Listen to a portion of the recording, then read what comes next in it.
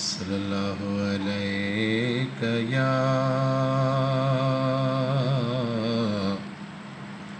या रसूल अल्लाह वसल्लम अलैका या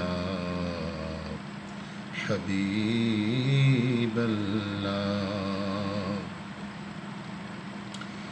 मुबारक मोमिनो सबके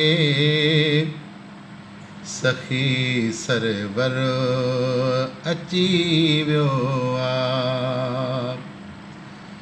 मुबारक मोमिनो सबके सखी सरवर अची वियो आहे।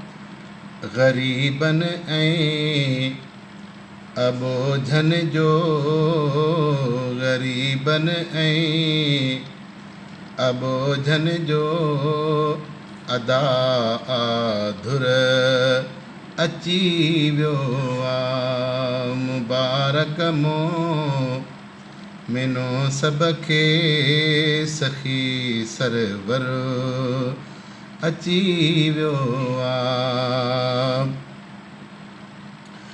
ख़ुदा पैदा कयो जंहिंजे करे संसार सारो आहे। ख़ुदा पैदा कयो जंहिंजे करे संसार सारो आहे।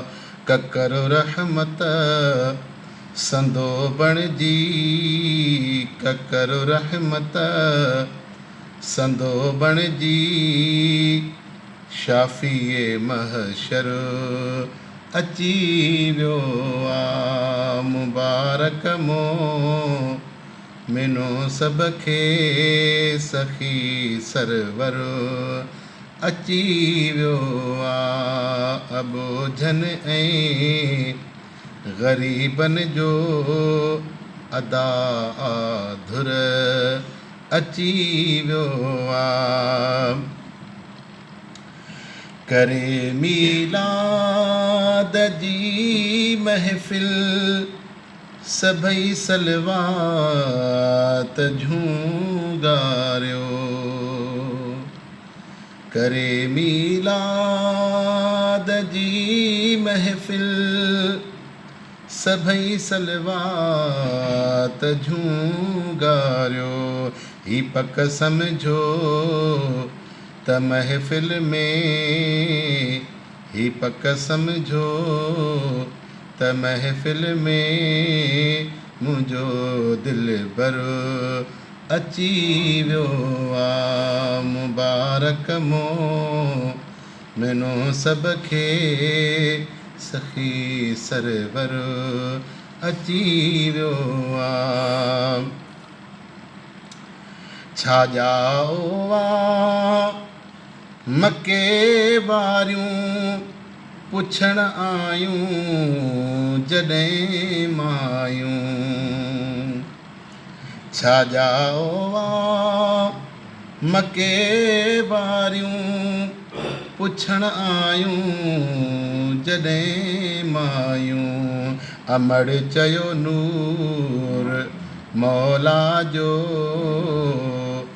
अमड़ चयो नूर मौला जो मुंहिंजे घर में अची वियो आहे। मुबारक मोमिनो सबके सखी सरवर अची वियो आहे। अबोझन ऐं ग़रीबन जो अदा आधुर अची वियो आहे।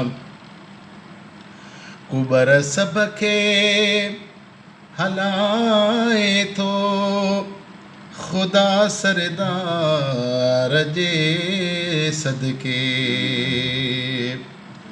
कुबर सबके हलाए थो ख़ुदा महबूब ख़ूब जे सदके निसारा है न गम को जो निसारा है न गम को जो वाली कौसर अची वियो आ मुबारक मोमिनो सब खे सखी सरवर अची वियो आ ग़रीबन ऐं अबोझन जो अदा आधुरे अची वियो आ।